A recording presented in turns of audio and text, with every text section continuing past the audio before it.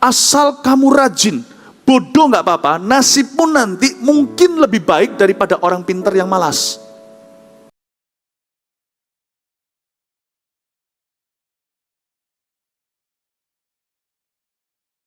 Amsal-amsal kehidupan saya ingin sekali just mengalir saja dari kitab-kitab Amsal untuk dapat hikmat sehari-hari.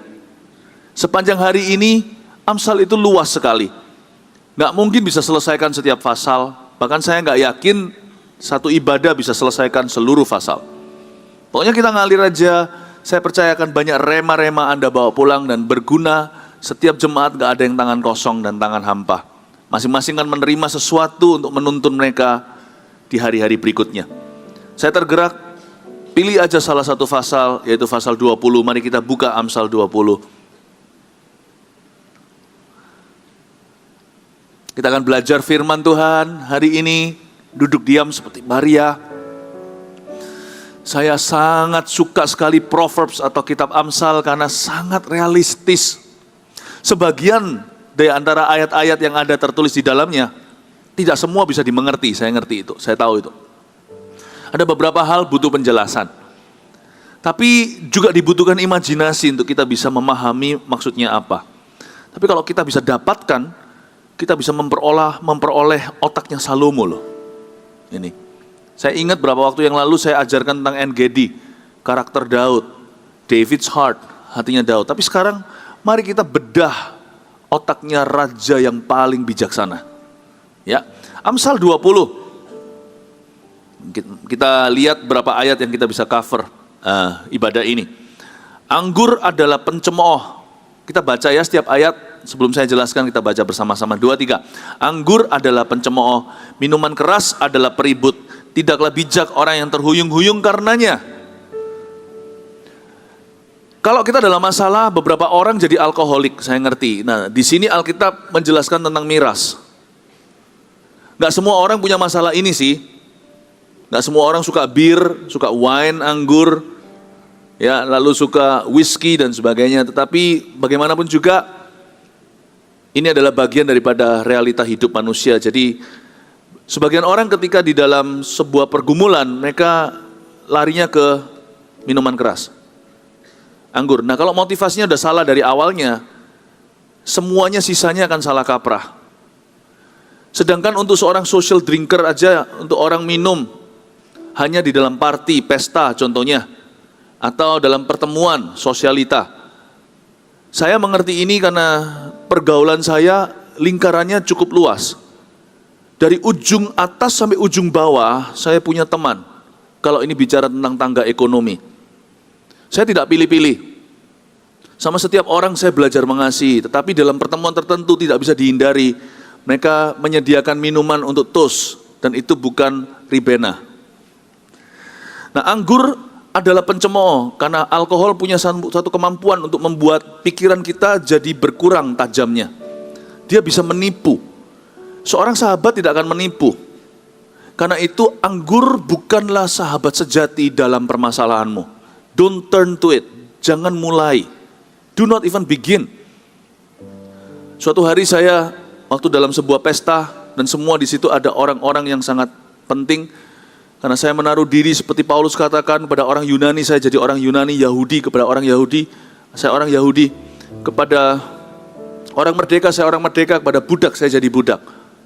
Bukan berarti jadi plin-plan atau jadi bunglon, bukan, tapi harus bisa menyesuaikan. Kalau hari ini bukan sesuatu yang dilarang oleh firman Tuhan, Anda harus bisa menempatkan diri untuk melayani setiap orang dengan efektif sekali. Nah, pada waktu saya dituangin oleh waiter anggur merah, dikasih, saya bilang, oh jangan banyak-banyak. Oh kenapa? Are you driving? Dia bilang begitu. Apakah Anda hari ini setir mobil? Saya bilang, oh yes, I'm driving, but not a car, I'm driving a church. Saya tidak setir mobil, saya setir gereja. So I cannot drink too much. Nah, apalagi di negara tertentu yang kental budayanya, dikit-dikit datang ke meja lalu toast, cheers. Itu kalau habis, setiap kali habis, saya dituang lagi, gelas nggak boleh kosong, nanti lama-lama mabuk. Saya nggak bisa, saya harus mikir kalau sebelum meminum sesuatu, saya harus memikir begini. Nanti ini saya akan ada speech atau tidak? Saya ada pertemuan dengan orang yang membutuhkan ketajaman yang luar biasa atau tidak? Kalau anggur itu 10% kandungannya minuman tersebut, maka dia akan menurunkan, ini cara pikiran saya yang sangat lugu, menurunkan 10% ketajamanku. Karena saya mikir kalau ini pertemuan saya dibutuhkan lebih tajam lagi, saya lebih baik jangan jamah. Atau kalau saya jamah, saya pura-pura. Artinya tos, ya saya minum begini tapi hanya menempel di bibir, tidak saya sip, tidak saya minum sama sekali. Atau cuma sedikit, jadi saya punya gelas itu selalu turunnya pelan sekali. Karena saya harus bisa membawa diri. Bapak ibu saudara juga sama dalam pertemuan deal dalam bisnis. Mungkin beberapa orang tidak relevan, tapi beberapa orang dalam dunia usaha, hal ini harus punya hikmat lapangan. Karena Anda tidak bisa hindari hal-hal seperti ini. Lain cerita bukan diajak dugem, atau bukan diajak melakukan suatu dosa yang vulgar, tapi alkohol Anda harus bijaksana, you control it, bukan sebaliknya Anda dikontrol oleh itu. Amin Bapak Ibu. Ayat ke-1 memberikan kepada kita hikmat bahwa alkohol yang pasti, anggur bukanlah teman sejati di dalam masalah, karena dia akan menipu pikiranmu, membuatmu tidak bisa berpikir jernih. Kalau mau membuat keputusan, steer clear from alcohol. Kalau membuat suatu keputusan yang terbaik dalam hidupmu, jangan jamah minuman-minuman keras. Supaya keputusanmu betul-betul terpikirkan dengan sungguh-sungguh. Hikmat luar biasa ini. Kalau menurut saya sih simpel-simpel seperti ini itu menolong sih dalam kehidupan sehari-hari. Ayat 2, kegentaran yang datang dari raja adalah seperti raung singa muda. Siapa membangkitkan marahnya, membahayakan dirinya. Kalau mau tukaran sama orang bertengkar, lihat dulu siapa lawannya. Itu kira-kira ayat 2 berbicara demikian. Lawan raja ya cari mati. Lawan orang yang berkuasa ya bunuh diri. Seperti raung singa muda. Siapa bangkitkan marahnya, mendatangkan bahaya. Bapak ibu saudara, orang yang paling bahaya diajak bertengkar adalah orang tipe apa? Siapa bisa jawab? Bukan orang berkuasa, bukan pejabat, bukan pemerintah, bukan mafia. Yang paling bahaya diajak untuk bertengkar adalah orang benar. Karena orang benar itu rajanya adalah raja di atas segala raja. Jangan pernah melawan orang benar, karena selama-lamanya Anda akan dicap salah di hadapan Allah.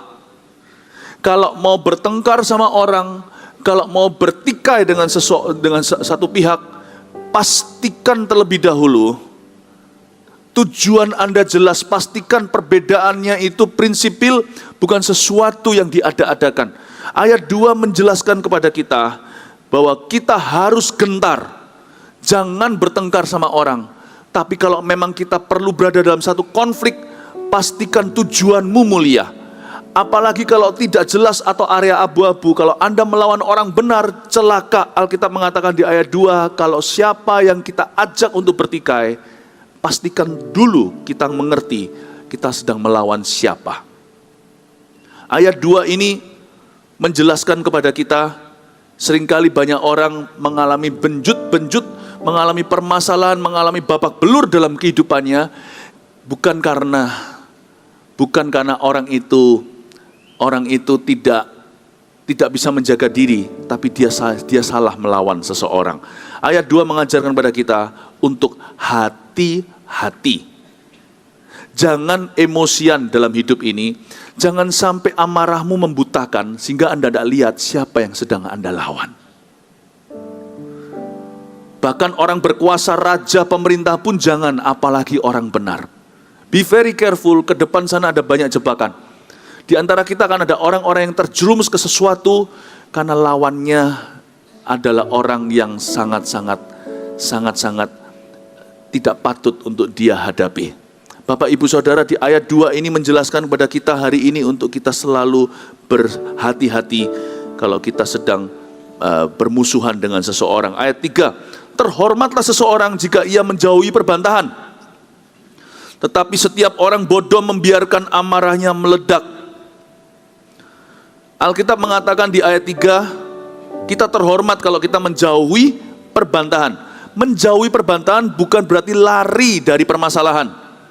Kadang-kala langkah terbaik untuk kita lakukan dalam suatu suasana yang tegang adalah diam, tidak mengucapkan sebuah kata. Tapi kadang-kadang diam itu berarti melarikan diri, dan itu membuat keadaan semakin terpuruk dan semakin keruh. Menjauhi perbantahan tidak sama dengan melarikan diri dari permasalahan. Ada orang tertentu yang suka lari dari problema, tidak berani menghadapi. Di saat dimana dia dibutuhkan bicara, dia hening 1000 kata. Jangan begitu, apalagi soal mendidik anak. Apalagi kalau Anda seorang pemimpin dalam perusahaan. Ketika terjadi sesuatu yang membutuhkan kebijaksanaanmu dan ketegasanmu, do not remain silent. Dalam konteks seperti itu, silence is not golden. Diam tidak sama dengan emas. Di saat Anda dibutuhkan untuk angkat bicara, sekalipun ketika Anda berbicara, pasti ada resikonya. Ketika kita buka mulut, mungkin akan menyebabkan gejolak. Kan itu orang yang bijaksana akan mempertimbangkan apa yang sedang dia akan mempertimbangkan hatinya dulu sebelum dia mengucapkan dalam mulutnya. Dia akan pikir-pikir apakah ini perlu, apakah ini harus diperjuangkan atau mengalah saja. Ayat 3 mengajarkan pada kita untuk menjauhi perdebatan, bukan untuk lari dari permasalahan. Menjauhi perdebatan itu buang kolesterol yang buruk. Pastikan kalau memang kita harus bersih tegang untuk hal-hal yang sifatnya prinsip.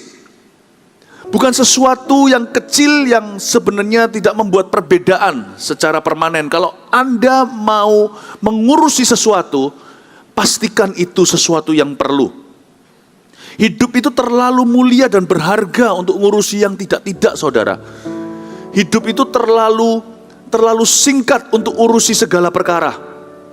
Pastikan pilih-pilih hari ini apa yang mau Anda permasalahkan. Jangan segala sesuatu dijadikan masalah. Makanya itu di ayat 3b dikatakan setiap orang bodoh membiarkan amarahnya meledak. Tapi ada tipe orang yang kedua, yang memang kemana-mana suka pertikaian. Saya melihat itu di masyarakat. Tidak jauh kadang-kadang kita lihat di kanan kiri kita, bahkan kita sendiri bisa jadi orang gitu. Kemana-mana suka debat. Seolah-olah setiap topik bisa diperdebatkan. Dan ada orang tertentu yang memang tidak suka damai hidupnya. Pindah gereja ke gereja lain, ya isinya cuma tukaran atau bertengkar satu sama lain. Rasanya segala sesuatu dipermasalahkan. Ada orang yang senantiasa melihat lubang pada donat, tidak pernah melihat adonannya. Kalau seperti itu tuh masalah hati. Kenapa dia tidak bisa menjauhi perdebatan, kemana-mana debat sana dan sini? Karena hatinya memang meledak dengan marah. Ada orang yang tidak puas, yang suka kritik orang lain. Ada orang yang di dalam sebuah gereja suka kritik gereja lain. Sudahlah, kalau hati kita ini digembalakan, rumput kita lebih hijau daripada rumput tetangga, kita tidak akan urusi rumah tangga orang lain. Hidup itu terlalu singkat untuk jadi busybody. Karena kita itu punya misi. Dan seumur hidup kita pun kalau kita taat, tak tentu misi kita bisa tercapai loh ya. Apalagi kalau visi kita besar. Ayat yang ketiga ini mengajarkan kita semua orang Kristen untuk jadi less of a busybody. Untuk berkurang menjadi seorang yang suka urusi urusan orang lain. Pastikan kalau Anda urusi urusan orang lain itu untuk ministry. Anda tidak lakukan itu untuk kepuasan hati. Anda lakukan itu untuk benefit orang lain. Anda lakukan itu untuk menolong dan membantu. Harus menimbang mengapa kita masuk ke dalam berbagai permasalahan dalam kehidupan ini, karena motivasi kita memasuki sebuah perkara seringkali adalah salah. Ada waktunya ketika saya pikir-pikir, kayak gini ngapain diperdebatkan, udahlah, ada hal-hal tertentu yang perlu kita drop gitu aja. Kita jatuhkan, kita tinggalkan, kita abaikan. Do not sweat the small stuff in life. Jangan dikit-dikit berkeringat dalam kehidupan ini. Segala sesuatu selalu dijadikan isu hati. Itulah ayat ini yang dimaksudkan di dalam ayat 3, terhormatlah seseorang jika ia menjauhi perbantahan. Artinya orang ini selektif sekali. Pilih-pilih apa yang diperkarakan. Ya. Sedangkan orang yang bodoh membiarkan amarahnya meledak. Alkitab mengatakan ada orang yang going through life, hidup sehari-hari dalam kebodohannya. Dan kebodohannya nampak. dengan dia bertengkar kanan kiri, segala sesuatu dipermasalahkan. Ada orang itu yang simply difficult people. Be an easy going person. Jadilah orang yang mudah. Jangan jadi orang yang susah dan menyusahkan kehidupan orang lain. Amin Bapak Ibu Saudara. Berapa banyak istri-istri seperti ini, segala sesuatu tentang suaminya diperkarakan di dalam rumah tangganya. Gimana bisa happy marriage-nya? Berapa banyak suami yang seperti begini? Everything di rumah itu dicacati. Setiap masakan, so what gitu loh kalau kurang asin. Kalau nggak emosi nggak apa-apa, ngomong yang enak, mah tak rasa ini kurang asin dikit, kurang garam. Tapi kadang-kadang kita pakai gebrak meja, karena mungkin kita lagi kesel di tempat kerja. Ini makanan macam apa? Lebih baik papa makan di luar. Don't sweat the small stuff. Jangan keringat untuk perkara-perkara yang tidak berarti. Jangan berkeringat. Belum push up, baru jalan 3 langkah, udah basah kuyup dengan keringat. Bagaimana diajak lari, diajak jalan aja mau pingsan. Kalau perkara kecil aja Anda sudah mengomel, kita mengomel, bagaimana dengan perkara besar? Terhormatlah mereka yang menjauhi perdebatan. Itu maksudnya, pilih-pilih Bapak Ibu. Ayat sebelumnya kan tentang raja mendatangkan bahaya. Pilih-pilih orang.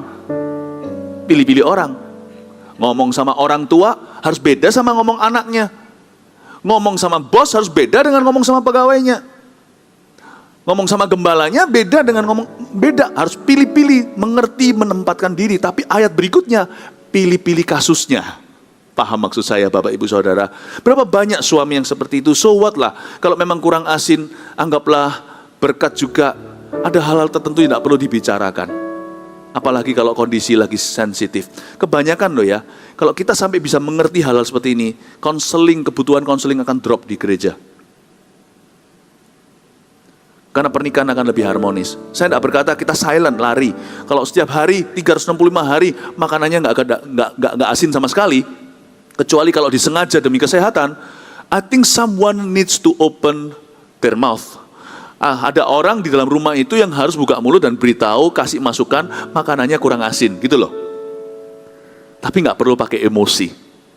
Jangan berkeringat untuk perkara-perkara yang tidak berarti. Anggaplah berkatlah hari ini kurang makan garam supaya tidak bludrik. It's very simple wisdom. Saya kasih contoh hari ini, amsal-amsal kehidupan, how to read the Bible. Alkitab itu aplikasi. Apalagi kitab Amsal kalau Anda lihat dari awal sampai akhir, luar biasa. Waktu saya baca ini, kalau Anda dan saya bisa mengerti 30 sekian pasal daripada Amsal, sekalipun Anda umur 17 tahun, Anda bisa lebih bijaksana dari orang yang umur 71 tahun. You will be wise like Solomon. Ayat-ayat seperti taruh pisau pada lehermu. Kalau dikasih hidangan sama orang besar, jangan inginkan makanannya, apalagi orang pelit. Very simple wisdom. Ajari kita kalau sebelum datang ke sebuah pesta, kalau kita dibutuhkan untuk relasi, jangan inginkan wagyunya. Datanglah makan pecel dulu di rumah, 75% sudah kenyang. Supaya nanti fokusnya ke manusia, makanannya lewat gak apa-apa, asal ada nanti setelah itu, Anda akan beruntung karena akan ada deal-deal yang terjadi karena Anda tidak fokus kepada bakmi. Itu hikmat yang fantastis sekali. Supaya tidak fokus to the food, fokus on the food. Bapak Ibu Saudara, Alkitab is very useful. Kalau saya baca ini ya saya berkata, Tuhan, setiap kali saya baca Amsal itu, setiap kali saya ulangi lagi, tidak pernah dapat sesuatu yang sama. 31 pasal saya baca, satu persatu, tidak ada satu pun yang sia-sia. Anda diberkati Tuhan so far? Amin. Kita belajar apa sejauh ini? Kalau mau buat keputusan yang paling jitu, hindari alkohol. Ya kan? Kalau mau bicara sama, kalau mau siapa jadi lawan bicara atau apalagi siapa jadi lawan konflik kita, Anda harus selidiki dulu orang itu siapa yang berdiri di depan Anda. Jangan emosi terjang, siapa tahu banteng menerjang ujungnya adalah pembantaian lembu. Di situ banteng jadi wagyu, Anda jadi makanan. Anda kira Anda makan orang itu yang makan Anda. Think who you are up against. Hati-hati jangan lawan orang benar. Karena Anda akan forever salah di depan Tuhan. Ya. Lalu berikutnya, pilih-pilih apa yang Anda perkarakan. Baru 3 ayat, mau lanjut lagi? Amin. Saya berdoa supaya setiap keluarga, setiap family harmonis di tempat ini. Ya, ada banyak pertengkaran akan drop gitu aja. Kadang-kadang kita nggak perlu pakai obat, kalau kesehatan ya kan. Kalau kita jaga aja gaya hidup kita, harusnya obat-obatan akan berkurang di hidup kita. Obat itu konseling, obat itu doa kelepasan, obat itu doa kesembuhan. Kalau kita bisa minum vitamin ini dengan baik, harusnya kita akan berkurang semua kimia-kimia rohani dalam kehidupan kita. Kita bisa secara alami mengalami yang namanya happy. Kalau kita tidak memperkarakan setiap hal yang tidak mengenakkan hati kita. Bodohlah orang yang melampiaskan hatinya, langsung mencurahkan hatinya, menceritakan semua kekesalannya. Kadang-kadang saya pikir-pikir kenapa ada orang yang kesal dengan segala sesuatu. Akhirnya menurut saya bukan segala sesuatu mengesalkan dia, memang hatinya orang itu tipe kesal. Jadi apa-apapun dia juga mangkel, selalu kesel dalam segala perkara. Mungkin yang perlu berubah bukan sekelilingnya, mungkin yang perlu berubah adalah cara pandang orang itu. Mungkin sudah saatnya tiba bagi orang itu untuk belajar bersyukur dalam segala keadaan. Why aren't you a happy person? Kenapa ada orang di tempat ini yang tidak pernah bahagia, tidak pernah happy? Mungkin yang perlu berubah bukan istri atau suami atau orang sekeliling Anda atau gereja pendeta Anda atau teman Anda atau bos atau rekan Anda atau saudara Anda, sepupu Anda atau pegawai Anda. Mungkin yang perlu berubah adalah dirimu dan diriku.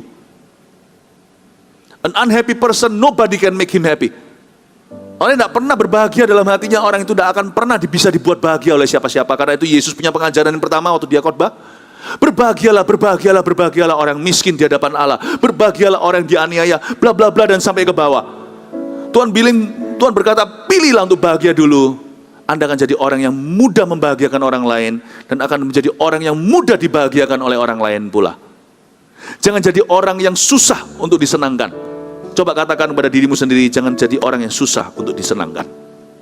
Amin. Ayat 4, pada musim dingin, si pemalas tidak membajak. Jikalau ia mencari pada musim menuai, maka tidak ada apa-apa. Musim dingin, pemalas tidak membajak. Ini kan mestinya musim dingin ya memang tidak membajak. Musim dingin banyakan mereka istirahat, tetapi Tuhan ajarkan kerajinan di luar batas. Orang Kristen harus lebih rajin dari orang dunia. Tidak ada alasan karena berdoa untuk tidak bekerja. Musim dingin ya tidak membajak, tapi anak Tuhan membajak di saat semua orang tidak membajak. Ini sebenarnya adalah rahasia berkat ekonomi. You lebih rajin dari sainganmu. Orang Kristen seringkali koar-koar berkat. Oh Tuhan berkati, tapi tidak menunjukkan buah kerajinan. Tapi di dalam ayat, di kitab Amsal ini memberi kita keseimbangan. Bahwa kita orang Kristen harus lebih rajin. Kalau di sini ada orang Kristen adalah janitor. Orang Kristen yang kerja di mall, kan, contohnya jadi yang menunggu jualannya. Pada waktu belum jam makan siang jangan ditinggal. Saya seringkali datang ke tempat tertentu lalu kelihatan di tempat itu saya mau beli sesuatu, saya mau tanya sesuatu, orangnya nggak ada. Nggak boleh Anda kedapatan customer yang cari Anda, kecuali kalau memang ada tulisan jam sekian tutup, atau memang ada giliran shift di mana Anda, atau ada waktunya Anda pergi makan siang atau apa, saya nggak ngerti. Nggak boleh customer yang mencari Anda. Di mana Anda berada, Anda harus ready untuk customer yang datang anytime. Karena toko Anda kan tidak ada tulisan by appointment only.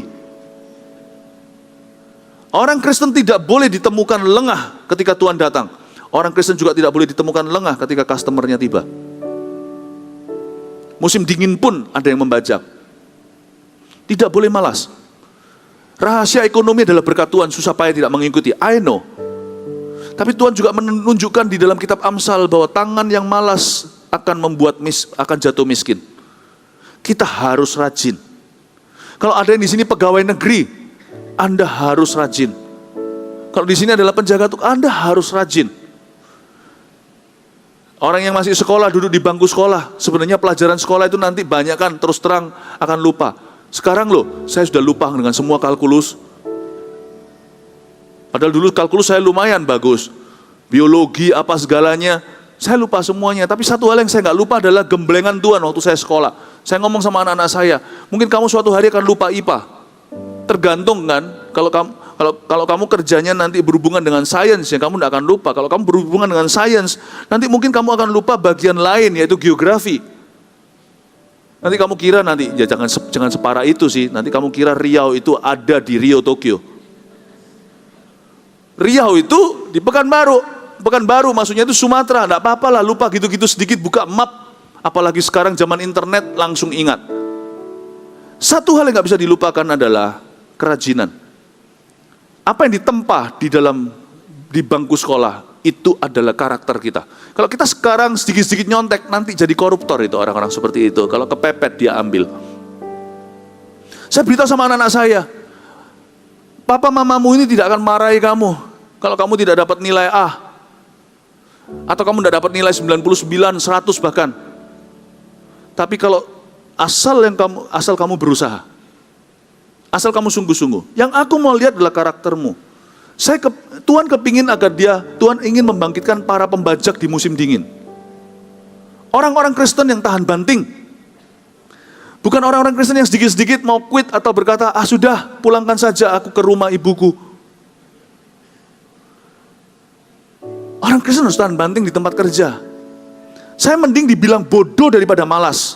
Coba perhatikan ayat 4 sekali lagi. Pada musim dingin si pemalas tidak membajak. Jikalau ia mencari pada musim menuai, dia nggak akan dapat apa-apa. Ayat 4 ini bicara tentang sebuah profesi kerja namanya farmers atau petani. Zaman dulu loh ya, sekarang lain. Zaman modern ini petani itu pintar-pintar. Saya pergi ke beberapa negara di luar Indonesia juga. Petani juga pandai-pandai. Karena mereka harus ngerti teknologi, harus ngerti komputer. Nggak seperti dulu ya. Zaman-zaman dulu petani pakai superstisi. Indonesia saya rasa cepat lambat akan ke arah sana. Saya yakin Indonesia akan menjadi semakin baik. Dalam waktu berapa tahun ke depan akan menjadi superpower ekonomi di Asia. Saya yakin. Siapa yang yakin? Kasih tepuk tangan Tuhan. I'm sure. Dan kita berdoa selalu untuk good governance, untuk pemerintah yang baik yang selalu akan mengimpor pengetahuan, teknologi satu hal sih. Tapi orang juga butuh IQ kan? Orang juga butuh EQ kan? Orang juga butuh EQ kan, butuh adaptability, butuh kemampuan untuk adaptasi, lihat kondisi.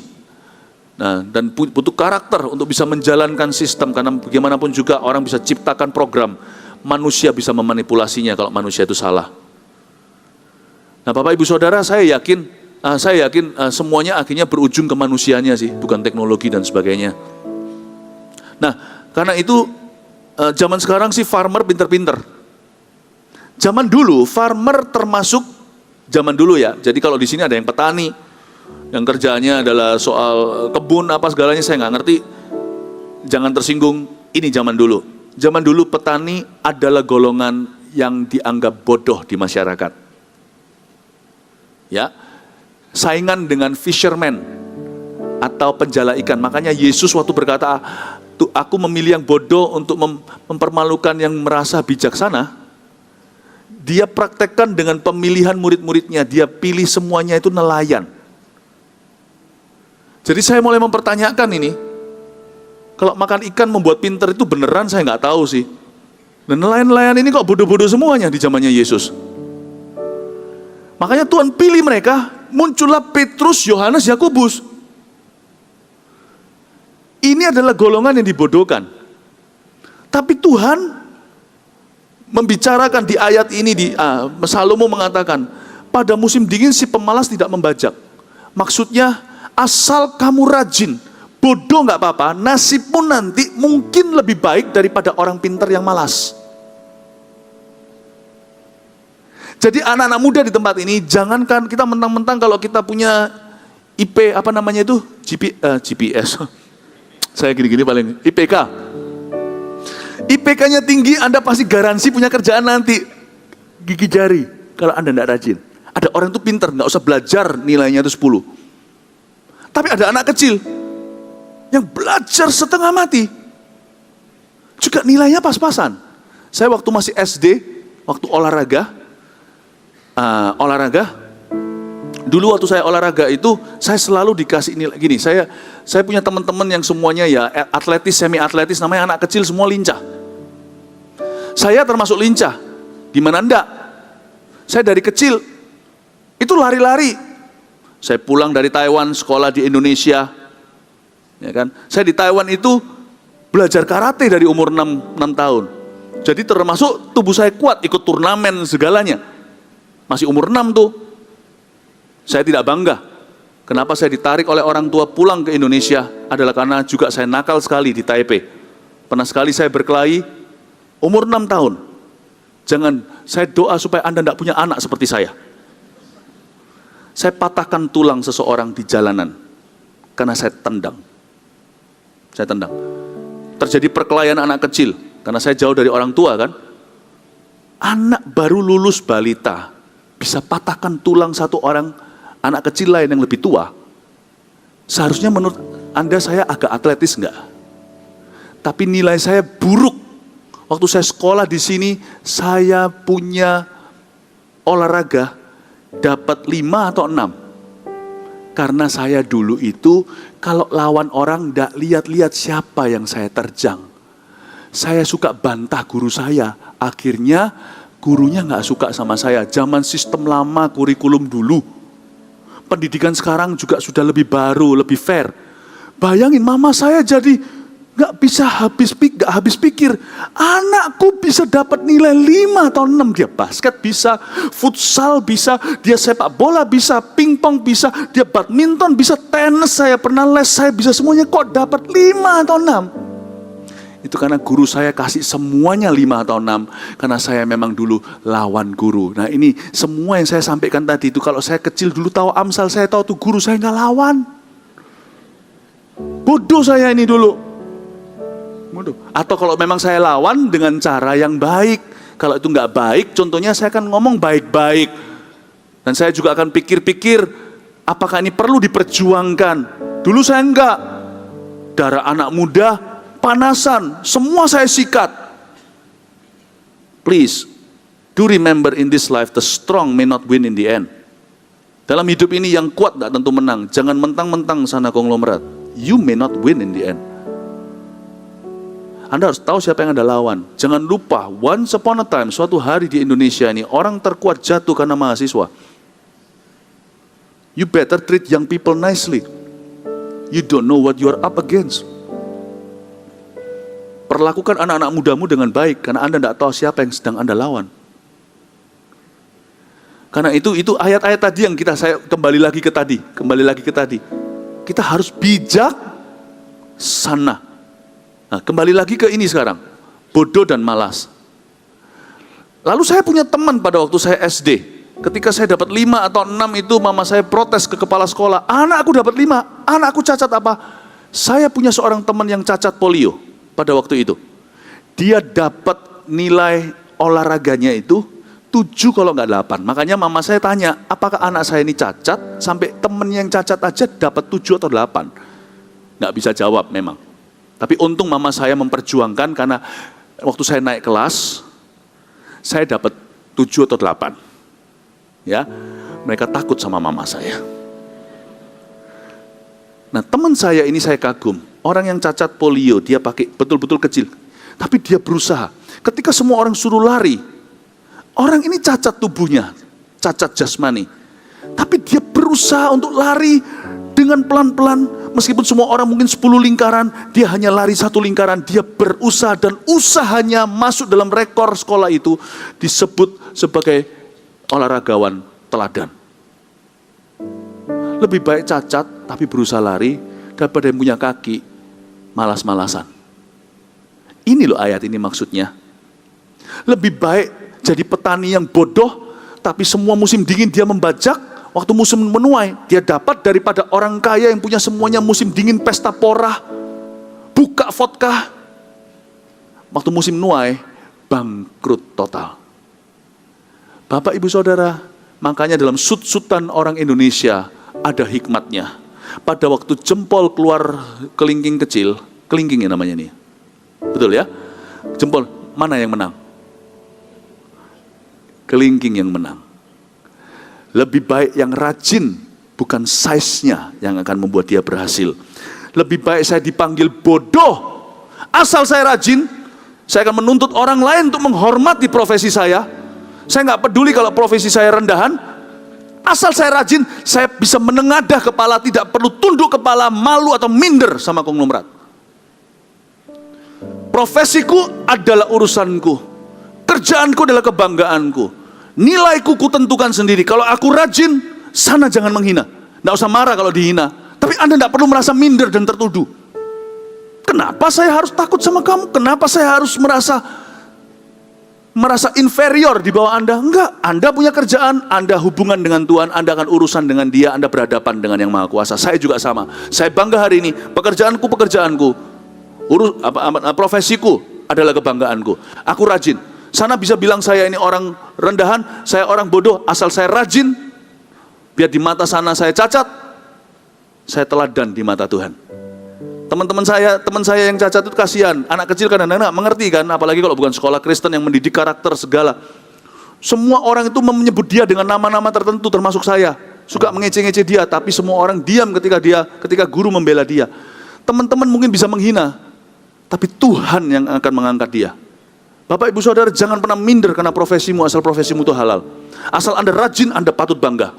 Dan kalau Anda rajin bekerja dan sungguh-sungguh dengan pekerjaanmu, di mana Tuhan, Anda adalah teladan di mata Tuhan. Orang tidak bisa menghina Anda karena Allah cepat lambat akan mengangkat Anda. Kasih tepuk tangan untuk Tuhan.